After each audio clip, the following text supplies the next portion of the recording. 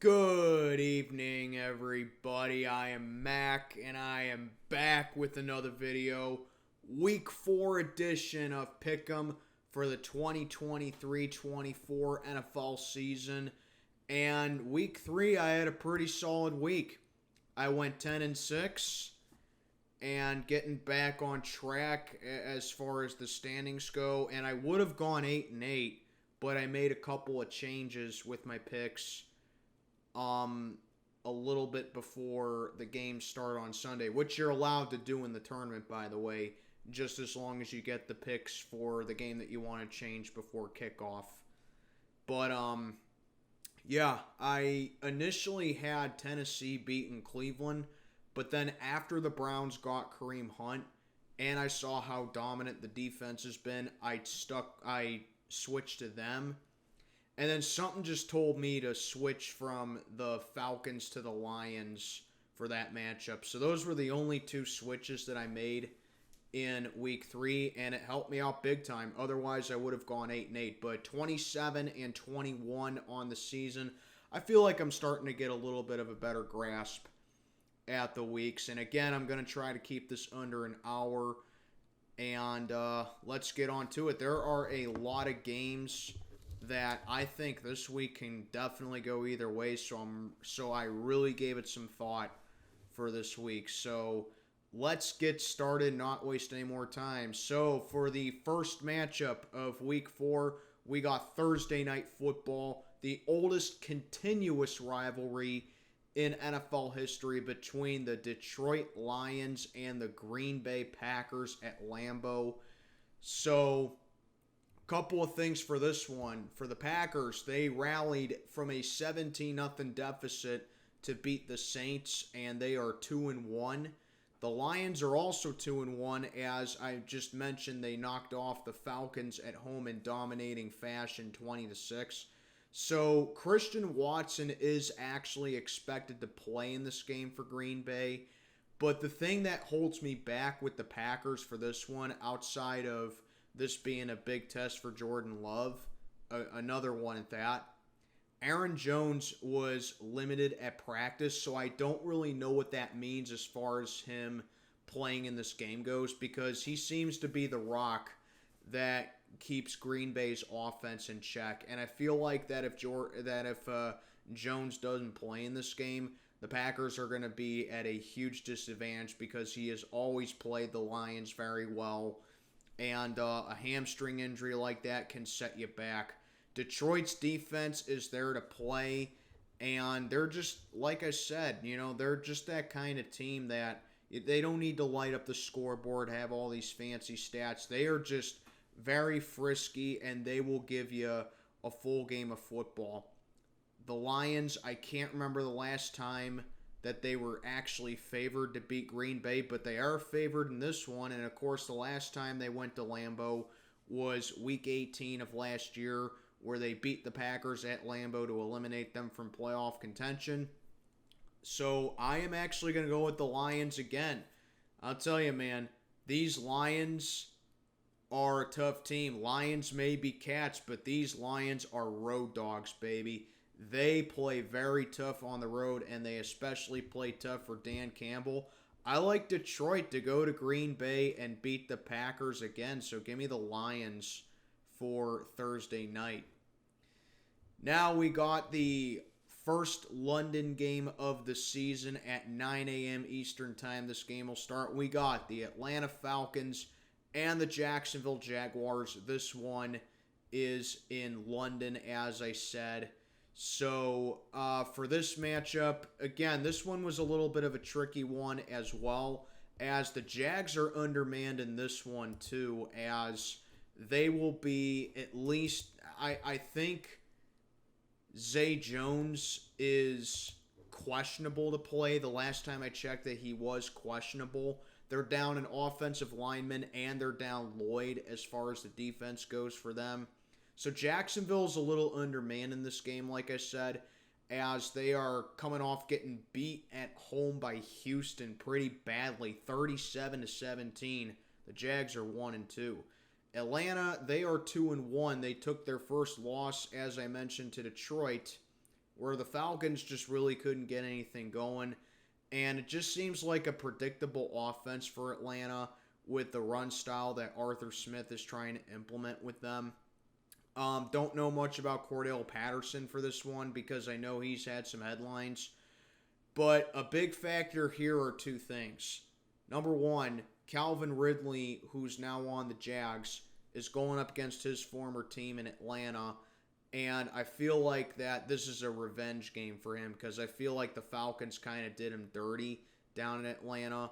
And then secondly, the Jags, as we all know, they have a great track record of playing in London.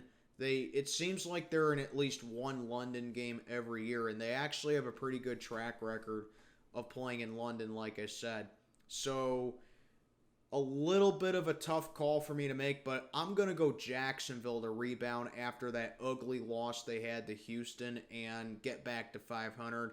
Atlanta, I think their 2-0 start was a little bit of fake news, and they're kind of starting to fall back to reality a little bit, that they're just, still work in progress. They got a tough defense, sure, but it's going to take a while for them to truly be, a force to be reckoned with in the NFC. So I'm going to go Jacksonville to get back to 500 here. Now we have by far the game I spent the most time thinking about, and it is for all the right reasons. We got the Miami Dolphins, who are 3-0, coming into Buffalo to take on the 2-1 Bills. I wish flexing could occur earlier in the season because I would absolutely make this the Sunday night game.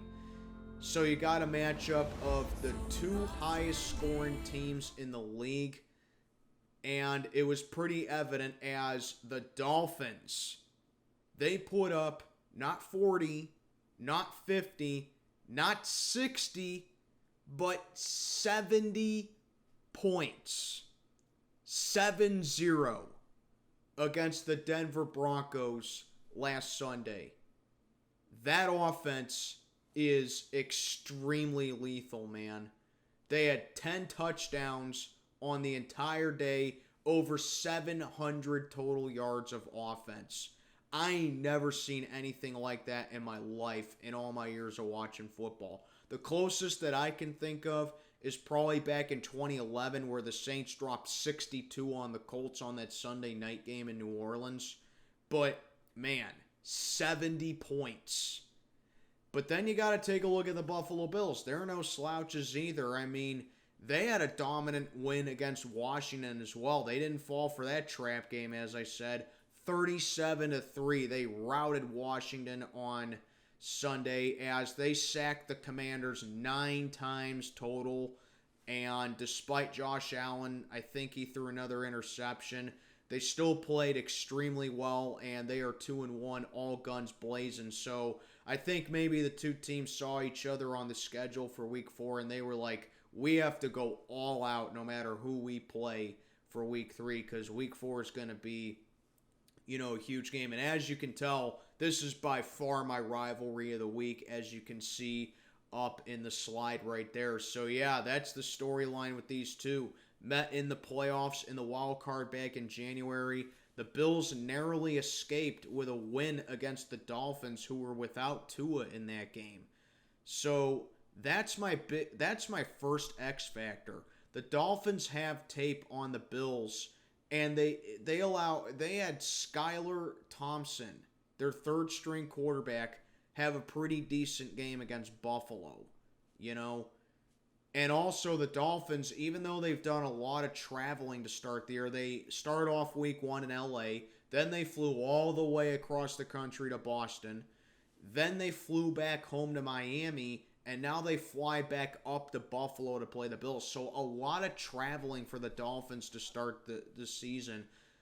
A lot of other teams would be, tired from all that traveling. But to me, it seems like the Dolphins, they know how to overcome adversity, and they are just in really good shape to make a run. The Bills, while they absolutely have a stingy defense, they got a very physical defense that I think is going to be a big playing factor for the Dolphins in this one. The fact is, I really don't know if I can fully trust Buffalo against, top echelon teams, because they're starting to show that Josh Allen is starting to become a little bit of an underperformer against good teams. Like they had a very bad playoff game against the Bengals. They struggled week 1 against the Jets, who have a good defense. But now they're going up against a Dolphins defense that's very underrated. And honestly, I think this Dolphins defense can make them work big time here. Also, one thing that Miami does do better than the Bills, in my opinion, is that they run the ball better. Raheem Mostert had a really good game. I mean, the entire Dolphins team, it just had a phenomenal game against Denver. But Raheem Mostert, I don't think he gets talked about enough. So that's with Miami. So, like I said, I mean, this really took me a long time to think about because on one hand, I don't know if I can fully see the Dolphins go to 4-0 and pull off this win on the road. And then, again, I really don't know if Buffalo has what it takes to start 0-2 in the division. But they did start 0-2 in the division last year. Obviously, that didn't faze them too much because they won it again. Plus, the Dolphins are most likely going to be without Jalen Waddle for this game as he's in concussion protocol. So, normally, I would go home team.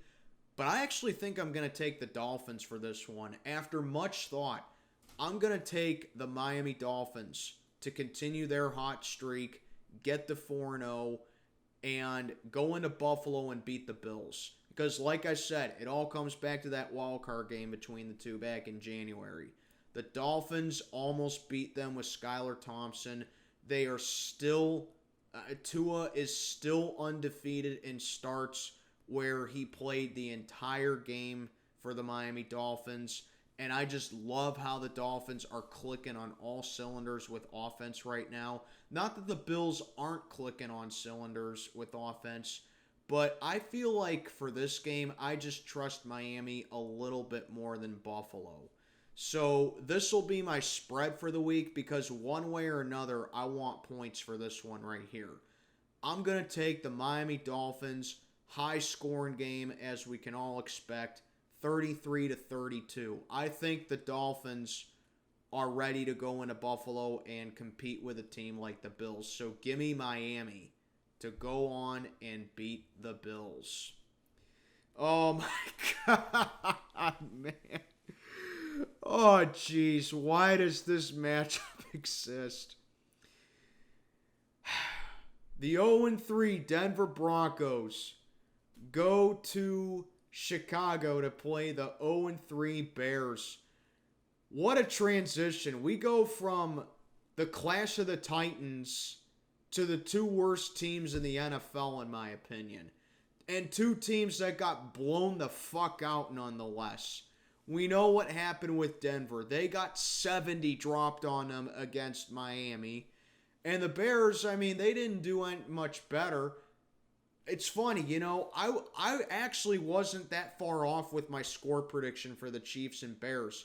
That was my spread last week. I said 45-7 Kansas City. It was 41-10. So I wasn't very far off with my score prediction. Any way you look at it, though, these teams are absolutely horrible.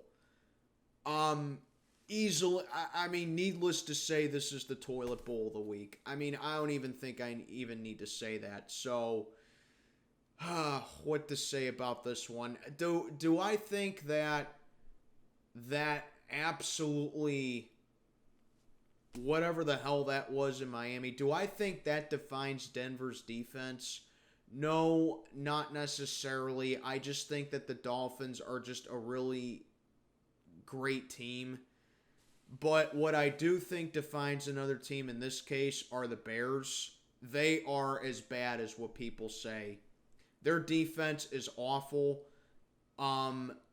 They just can't get anything going right as far as offense goes, no matter how hard people want to believe that Justin Fields is the answer for him. He just simply ain't the guy. He can't stop turning the ball over. He can't stop being one-dimensional.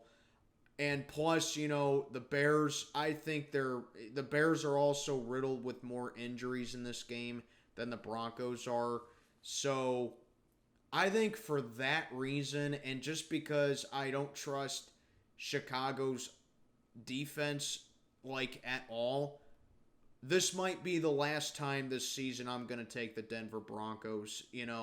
If Denver loses this game, they should just be audited from the league. I'm not even kidding. Because at least the Broncos can put up some points on offense, and at least their defense on paper should be elite.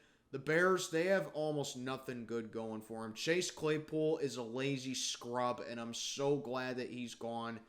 DJ Moore has been a non-factor for him pretty much, and just, again, more questions than answers for the Chicago Bears. So I'm going to go Denver to get their first win, drop the Bears to 0-4. But who gives a rat's ass about this game? I don't even think Broncos or Bears fans want to watch this game.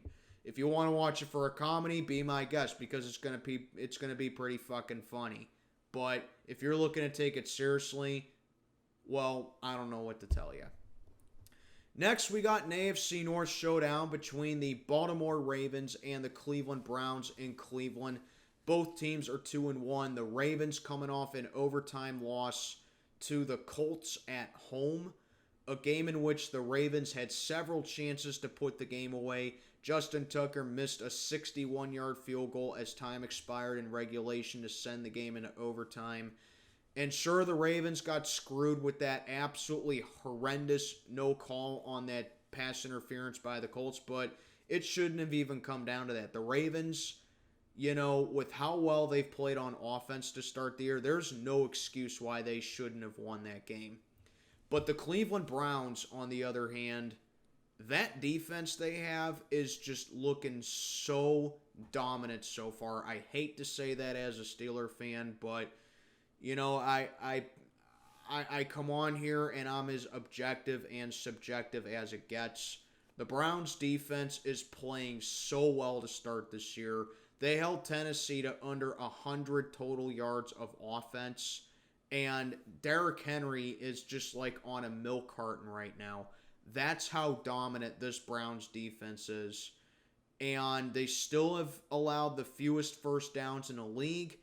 While they're not really a team that generates a whole lot of turnovers on defense, they are just physical up front. They will limit you, and they will stop you dead in your tracks. That's, what Jim Schwartz's defense is all about, and what Myles Garrett and Zadarius Smith are doing as far as the front pass rushers go for Cleveland. Offense definitely still needs a lot of work, in my opinion, for the Browns because, like I said, Nick Chubb out for the year, but they did get Kareem Hunt in the backfield, so I think that will boost some life into Cleveland's offense.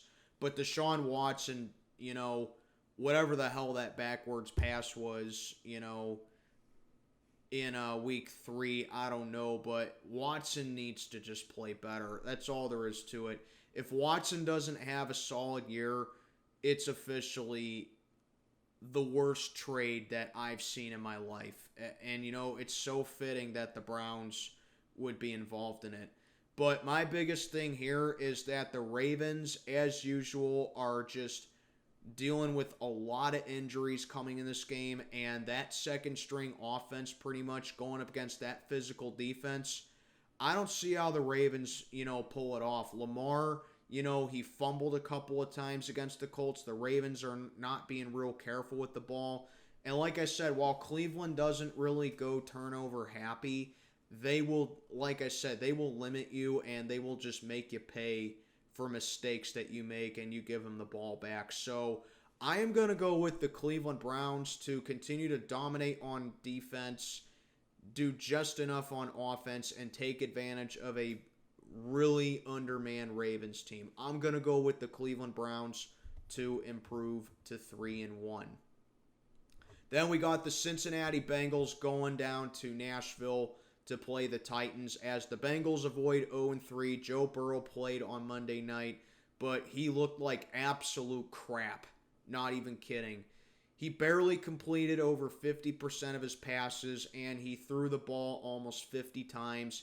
Got sacked a couple of times, should have been more because his O-line sucks still. And I believe he threw an interception. So I know people want to say, well, he wasn't 100% to go in the game. I say stop using that as an excuse. If you're on the field, you're healthy enough to play. And Joe Burrow has looked dreadful to start the season so far. If it wasn't for Cincinnati's defense, mainly Sam Hubbard, and if it wasn't for Jamar Chase, the Bengals would easily be 0-3. But the fact is, they're still last in the AFC North, and they did what they needed to do to avoid 0-3. Then you got the Tennessee Titans. The Titans, I tried to give them a little bit of credit for last week, but that opened my eyes completely as to how irrelevant they've become. The Titans have by far one of the worst O-lines in the league, and like I just mentioned about Cincinnati's defense, I think they're going to have an absolute field day. So I'm going to go with the Bengals to get back to 500 here. Even if they were 0-3 going in this game, I would still take them because this is just what the doctor ordered kind of game for them. That defense is hungry for sacks, and seeing how Tennessee can't run the ball efficiently so much anymore, when ironically that was really the only reason they were winning games, and Ryan Tannehill is an absolute garbage can of a quarterback, I don't see how Tennessee has any chance in this one. I'm going to go with the Bengals to get back to 500 in this one. And plus, they've owned Tennessee lately. Next, we got another tricky one to me. We got the Rams at the Colts. This one is in Indianapolis. The Rams, well, they lost the Super Bowl rematch to the Bengals, like I said. But couple of good splash plays on offense for the Rams, but really it was just not enough as Matthew Stafford got bullied all night long by Cincinnati's front, and the Rams dropped to 1-2. As far as Cooper Kupp goes, I don't know if he is going to play in this game. I've heard that he's possible to play, but only time will tell. I really do feel like that if you put Cooper Kupp back on the roster, and now you pair him up with this Puka Nacua kid that the Rams got, I really do think the Rams can avoid having that top 5 pick, and they could possibly sneak their way in the playoffs because it really seems like they're clicking on offense. Defense is still very shaky, so maybe I was wrong about the Rams. They do look a lot better than I gave them credit for. Colts, on the other hand, they are 2-1, coming off an emotional win in Baltimore where they rallied to beat the Ravens without Anthony Richardson. They beat them with Gardner Minshew. And the question with the Colts is, does Anthony Richardson come back for this game? I don't think so, seeing that he's still in concussion protocol. So you're probably looking at Gardner Minshew starting this game again for the Colts. So this one, again, it took me a while to think about because if Anthony Richardson starts on Sunday, I would go with the Colts. But I'm going to go under the assumption that Gardner Minshew is still going to start this game for Indy, and that's why I'm actually going to take the Rams here because, like I said, they're better than I gave them credit for, and it seems like they're starting to click a little bit better. I trust them more undermanned than the Colts is, I guess, what I'm trying to say. Plus, even though LA doesn't really have that good of a rush defense, I don't really think it matters because the Colts, they just can't seem to run the ball very efficiently. And the Colts, even though Anthony Richardson's a rookie, I can already say he gives the Colts the best chance at winning, so it's going to come down to defense here. So I am going to go with the LA Rams to get back to 500 and knock off the Colts. Next, we got the Tampa Bay Bucs heading to New Orleans to play the Saints as the biggest headline for this one, Derek Carr is expected to miss several weeks with a shoulder injury. He went down hard against the Packers. So, former first overall pick and former Buccaneer, not so coincidentally, Jameis Winston will be starting for the Saints in this game, as it seems. So, yeah, I mean, when Derek Carr went down for the Saints, that offense was just depleted, and the Saints couldn't get anything going. The defense still looked pretty strong, but, like, if they can't come up with something offensively with Jameis Winston, which we know we can't trust because the guy's a total turnover machine, the Saints are going to be in for some miserable weeks while Derek Carr's gone. Now, the Saints do have Alvin Kamara coming back for this game as his suspension is upheld and he's eligible to return. But Williams also being on IR is going to hurt for the Saints as well. So at least they got Kamara coming back. But the Tampa Bay Bucs, I mean, they're 2-1. And even though the score of 25-11, which is an NFL first, by the way, that's the first time in NFL history that a game has ended with that final score, so scoregami right there. But even though it suggests the Bucs got dominated, they actually gave Philly a really solid game until the Eagles just pulled away in the fourth quarter, and that was that. But Tampa Bay, it seems like they're playing a lot better than I gave them credit for, much like the Rams. Baker Mayfield looks like that he has a good foundation down there in Tampa Bay, and he's given his best effort. Mike Evans in that, contract year he's having, he's balling out and he's returning to form. And the Bucs are still a strong defensive team. And it just seems like, again, without Derek Carr, I don't know if I can trust the Saints. So I'm going to go Tampa Bay on this one to improve to 3-1. I know the Saints have had the Bucs number in recent years, especially in the Tom Brady era. But,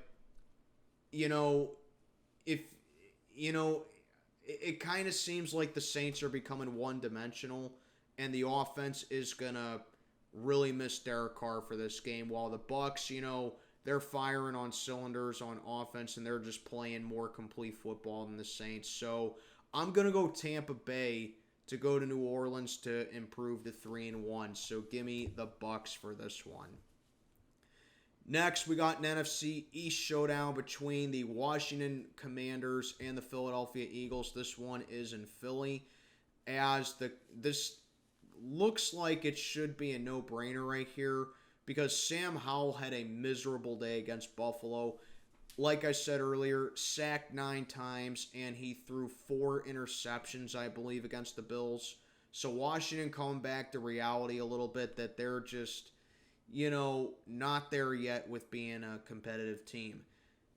And the Philadelphia Eagles, they win it. They're 3-0, but Jalen Hurts didn't really impress me all that much. The Eagles won that game with their defense and their run game. Philly can run the ball very efficiently, and that's been, their bread and butter over the past, season, and I guess you can say a quarter now. And that's the main reason that Philly is what they are offensively.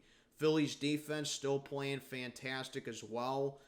And I think it's just going to be wash and repeat for Sam Howell as he goes from one stacked defense to possibly the best defense, to easily a top 5 defense in the league in Philly. It's just not a smooth transition whatsoever. So I'm going to go Philly on this one to get the job done here over the Commanders, as I just think that the Eagles are just too good for Washington, and even though the Commanders did beat them last year to knock Philly off the ranks of the undefeated, I don't think that happens again. I'm going to go with the Eagles to get the job done over Washington here to keep it up. Then we got the Minnesota Vikings and the Carolina Panthers. This one is in Charlotte. Hey, Admiral, what do you think about this game? It's a trap! This is actually my trap game of the week. I am strongly sensing a trap game right here, to be honest with you, because both these teams are 0-3, another battle of the 0-3s, but it has a different feel to it. I feel like these teams are 0-3, but they could honestly be much better than what their record suggests.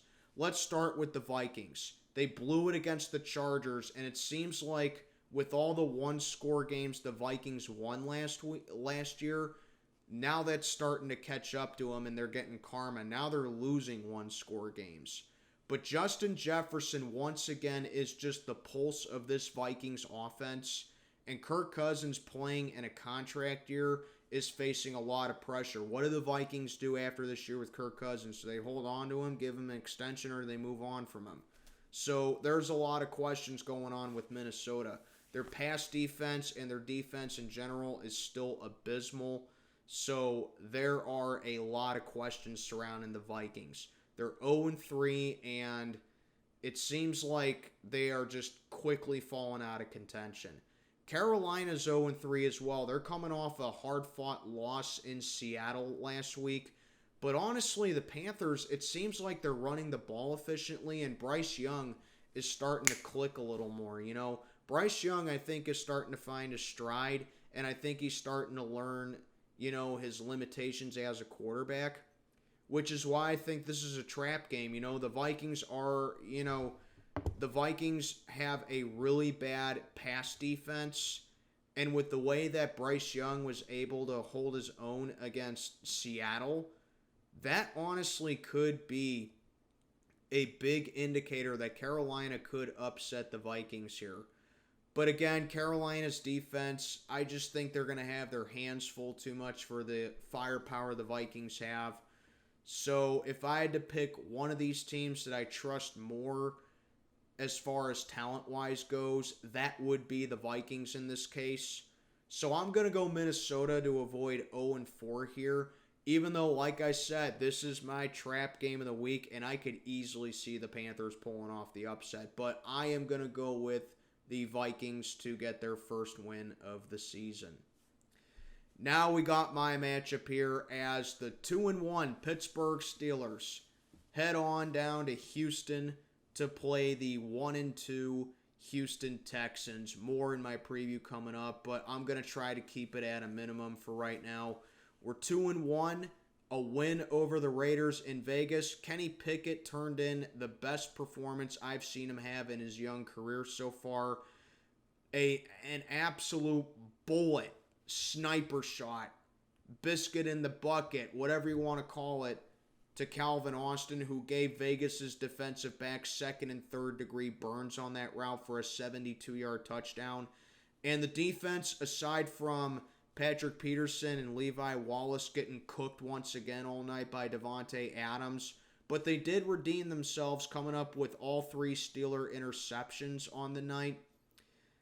The pass rush has just been phenomenal for us so far, and the defense is starting to play a lot better. I wish we could, stop the run a little bit more efficiently and tackle better, but it seems like we're starting to find our stride defensively. So the Steelers are playing as expected, a little bit better defensively.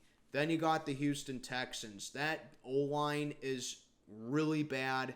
They're coming off a dominant win against the Jaguars, 37-17, which I'll give C.J. Stroud credit for. C.J. Stroud played really well against the Jaguars. So, that's just what the NFL is. Upsets happen. Teams you don't expect to win happens. But that's what scares me for this one. Why do I have a feeling that the Steelers are going to horribly play down to competition in this game? Oh, that's right, because Mike Tomlin has done it pretty much his entire career as being head coach of the Pittsburgh Steelers. He has a notorious track record of that. I mean, you look at the Texans, they have, no standouts on their team. They have a very young defense that can definitely make plays. But again, that's what worries me for this game. We always play down to competition. Kenny Pickett, for as good as he played last Sunday night, he should have had a pick six. Because Marcus Peters had a ball thrown right to him, dropped it, nobody was around him, and literally if he holds on to it, it's a pick six. And that, in my opinion, and another thing I'll get into in just a little bit with the Raiders, cost them the game. Seriously, all Marcus Peters had to do was hold on to that pass, and the Raiders beat us again. So, at the same time, Kenny Pickett still needs to make better decisions. And we're starting to see glimpses of him being smarter with the football. We're starting to see him become more of a playmaker, while the run game is still looking just hideous so far. And the play calling is still really bad, okay? Matt Canada called a good game on Sunday night for his standards, but one game doesn't change my mind on how I feel about Matt Canada. And I think most Steeler fans can agree with me when I say that. So, another thing, though, which is my deciding factor for me personally for this game, while Mike Tomlin does have a notorious track record of playing down a competition, he also has a really good track record of going up against rookie quarterbacks. I can't remember the last time that Mike Tomlin lost a game to a rookie quarterback. The most recent one that I can think of, because I don't want to sit down here forever and talk about it, the most recent one that I can think of was 2016 when the Cowboys beat us when Dak Prescott was a rookie. There may have been a couple of other games after that, but you get my point. Mike Tomlin does have a really good track record of going up against rookie quarterbacks, and I think with the Steelers coming in with a 2-1 record, seeing that the Ravens and Browns play each other and the Bengals have pretty much a gimme win, I think Tomlin's going to rally the troops here, and we're going to go down to Houston and get the job done over the Texans. It may not be an easy win for us because, let's face it, when it comes to the Steelers, there's no such thing as an easy win for us.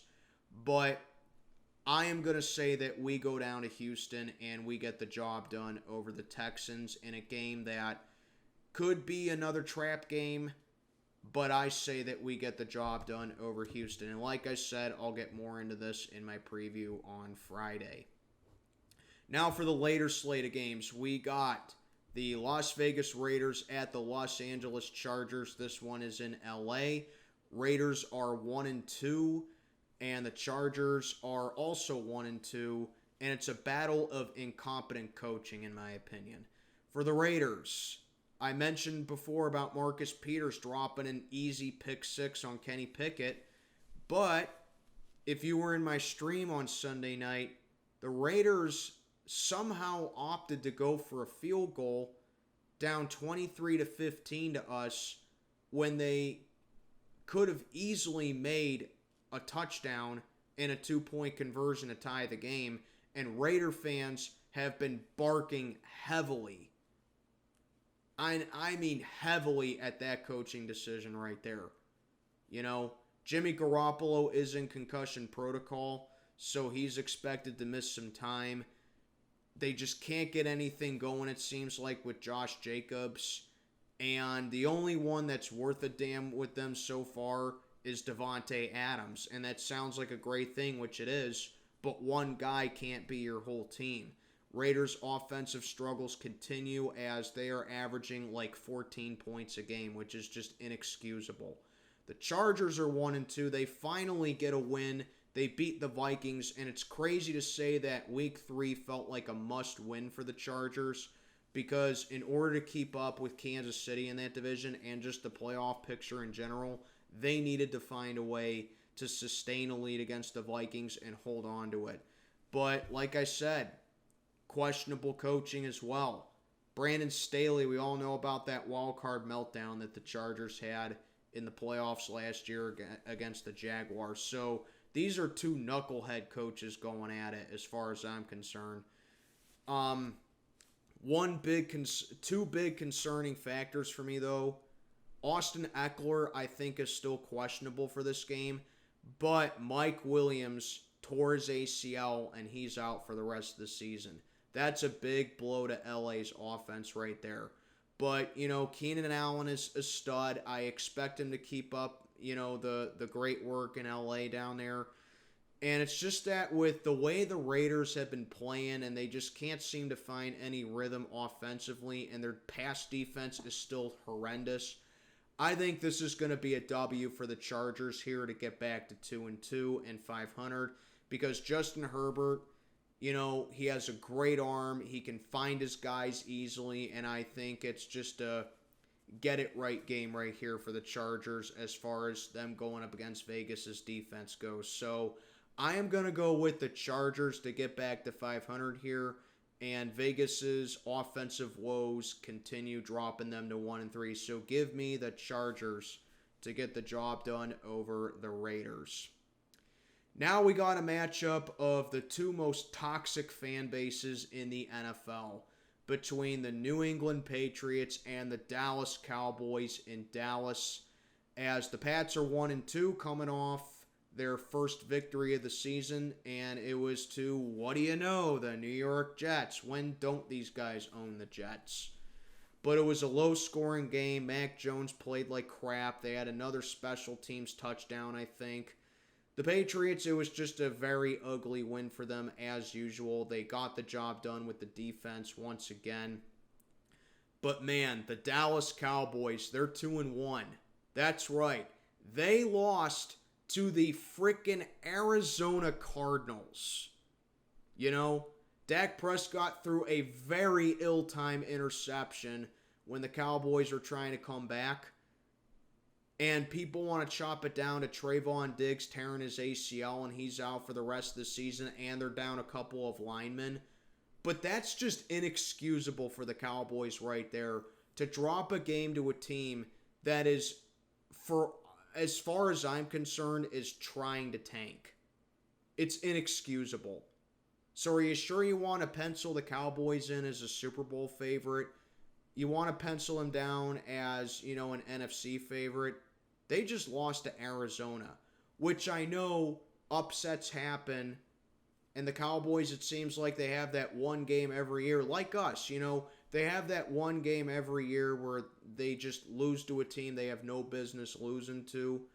But the Cowboys, I don't think they're going to have that issue in back-to-back weeks, because I don't see this being a high-scoring game at all. I think this is in the realm of like a 27-10 type of game, because the Patriots' defense is definitely going to keep them in there long enough until I think Dallas, gets some kind of rhythm going offensively and they pull away in the end. So Dallas's defense, like I said, they took a big hit with Trayvon Diggs tearing his ACL.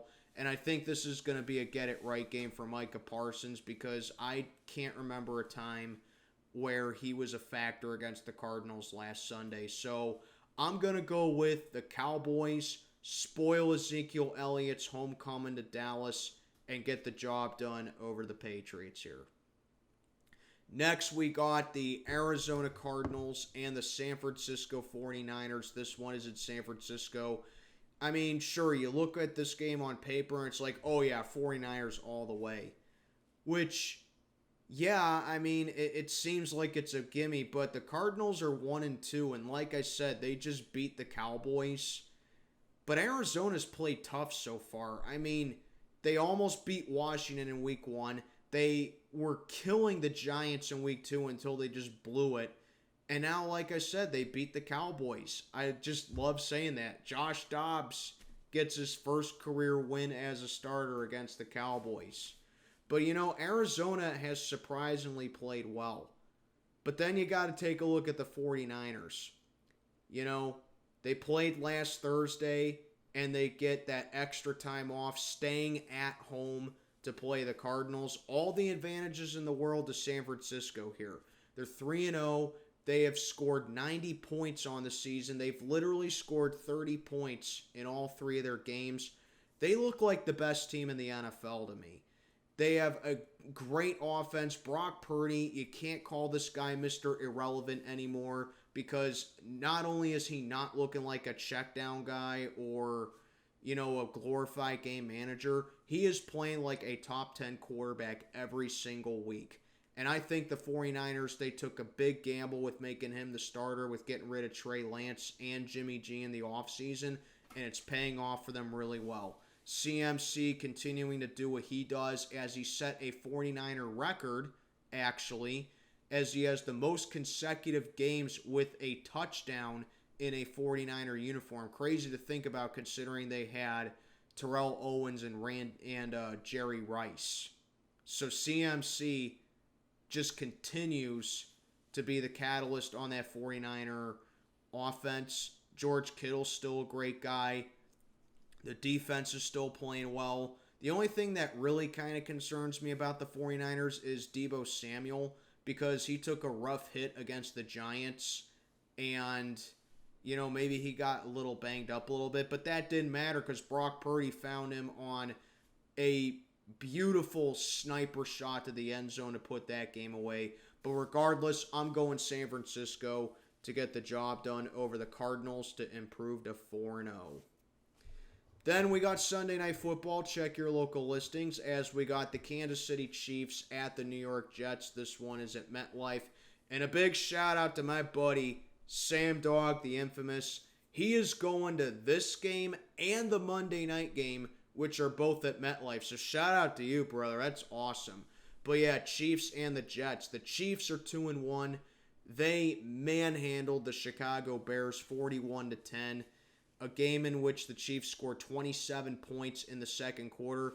Mahomes did aggravate his foot a little bit, but I don't think it's too much to be concerned about, as he's shown that he can play through that kind of injury before. And the Chiefs, just firing on all cylinders with offense. They found it together, especially because Travis Kelce's playing, because he's got his new girlfriend Taylor Swift in the stands now. But yeah, Kansas City, they're playing incredible. They're playing well. They found their formula and their rhythm back, and their defense is still looking stout. Much better defense over there in Kansas City. And as far as the Jets go, they're 1-2. They lose again to the Patriots. Not much they can do as far as the quarterback goes, because Zach Wilson will be their guy for the rest of the season, it looks like. The only way that I can really see the Jets being close in this game is if they hold their own defensively against Kansas City, which I think they can do. This is probably going to be a little reminiscent of when the Chiefs played the Titans last year on that Sunday night game. The only difference is that the Titans have a little bit more talent on offense than the Jets do.